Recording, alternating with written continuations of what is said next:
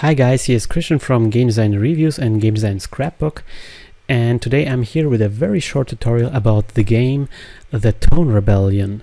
The thing is that The Tone Rebellion is probably one of the most unusual, most freaky, most amazingly cool games I've ever saw, and for some reason there are no YouTube videos about how the gameplay looks like at all.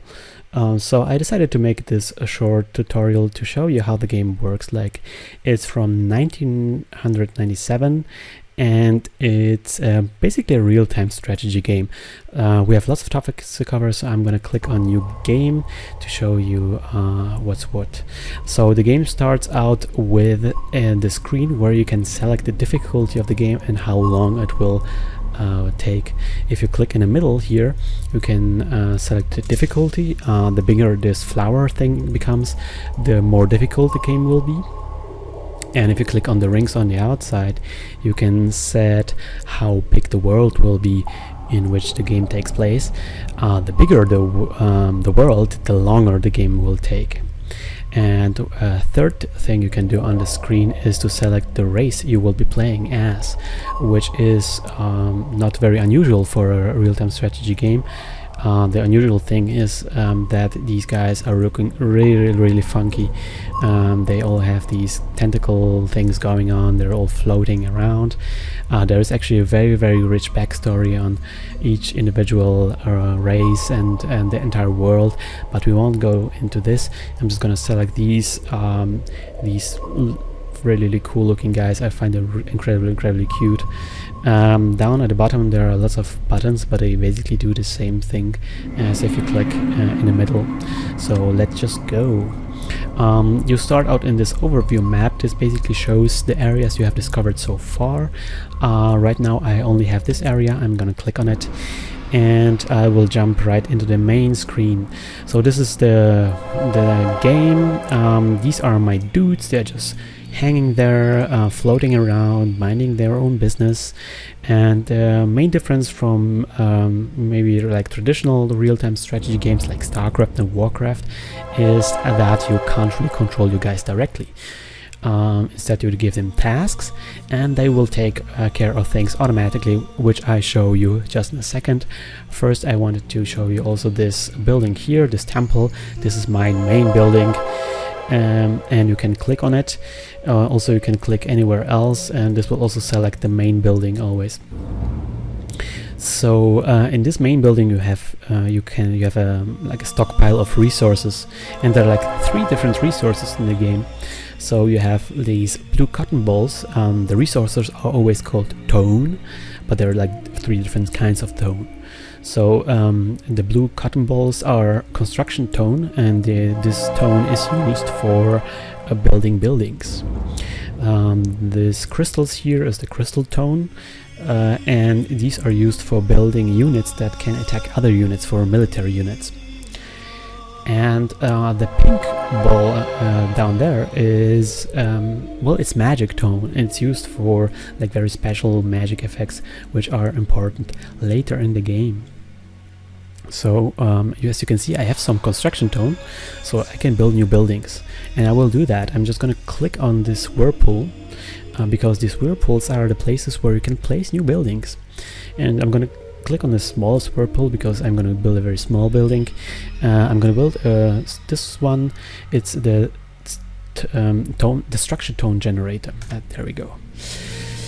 So you can see my guys will go to my main building and grab some of these blue cotton balls and will stockpile it on the pool itself. And as soon as they have enough of this resource there, my new building will appear there, and you can see that I don't have to do anything. I will just issue the I saying where I want to have a building, and my guys will do it automatically. So this is my tone generator, and you can see that it already generated this little cute cotton ball, and so my guys would be able to pick it up and use it somehow. But you know, there are some already guys with cotton balls and they can't use it, so I have to give them some ideas on what to do with it. So for example, I can click on my main building again, and you can see there is this icon right next to every resource, and this icon tells my guys what they are allowed or what they're supposed to do with each of those resources. So right now there's an icon with an arrow pointing outside of the building, which means that my guys are allowed to take stuff from the stockpile to use it for other things. For example, to construct this building here, as you saw previously. I can click on this icon and change it into something different. And now there's an arrow pointing into the building, which means my guys will take cotton balls they have or they found somewhere, and they will bring them to the main building to stockpile it there, so I can have like supplies for later. Right now I'm gonna set the arrow on pointing outside because I want to build more buildings. So I'm gonna click on this mid-sized pool right here, and I'm gonna build this little thing here. It's called a dojo. And a dojo, it's a mid-sized building. A dojo is basically a place where my soldiers are being produced. And as I said previously, for soldiers I also need a very special kind of tone, which is this crystal tone.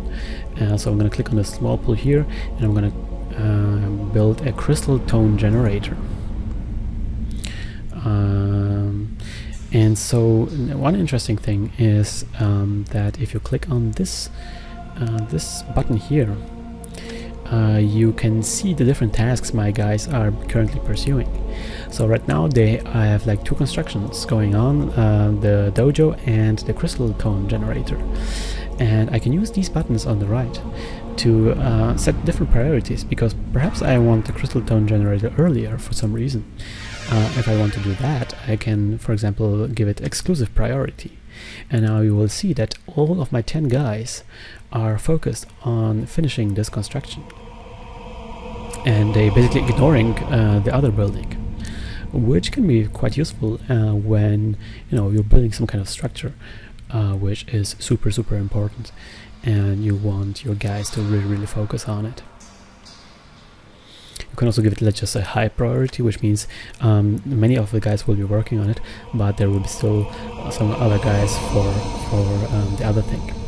And one of the things you can also do in this game is you can press Ctrl 9 to make things go faster, which is something I figured out very late in the game, and it actually makes the game so much more fun because some of the things in this game take quite a long time. With Ctrl 8 you can make things go slower again. So they built my dojo, and you can see my guys already super eager at bringing stuff into the dojo, bringing those crystals into the dojo. And you can see that this dojo has a stockpile of crystals, and you can see the stockpile of crystal will grow, and I will slowly get soldiers are made of it. And you can actually see this is my first soldier. He's this very fierce looking dude. He has like this very fierce looking orifice. I mean, wow, he's really intimidating. And right on time there's an enemy coming in, and my guy will actually attack him automatically because he's a soldier and he knows what his job is. Actually just one soldier might not be enough for this enemy. Oh, luckily enough there's a second soldier coming in, and he will attack the enemy as well. Oh no, one of the guys died, but I think I will do it. Should be able to make it. Yeah, okay, so yeah, as you can see, the soldiers are produced automatically. I don't have to do anything. I can have maximum 3 soldiers per dojo, but that number can increase further if I can upgrade my dojo, but that's something for later. So right now I may want to expand my area of influence because I'm pretty confined to this screen, and of course I want to explore the world. So I do this by building these tone spreaders. They can be built anywhere, but I only have this huge pool left, so I'm going to waste the space, and I'm going to build it right there. It's the cheapest building you can build. If you are familiar with a game like StarCraft, that building is probably a little bit similar to a pylon. So it's already finished, and as you can see, when it's finished, I can, on this mini map, I can scroll to the right suddenly. I couldn't do that before. And also I can suddenly build in more places. I couldn't build in those places before. And here we have another enemy approaching.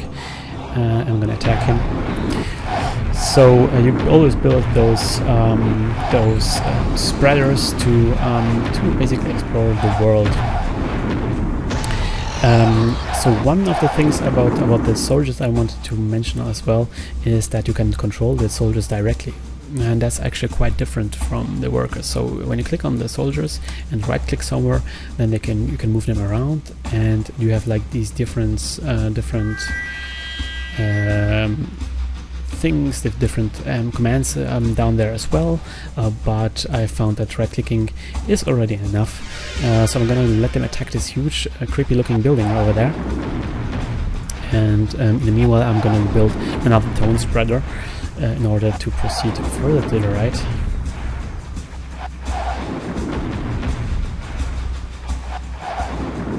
And I'm gonna speed things right along.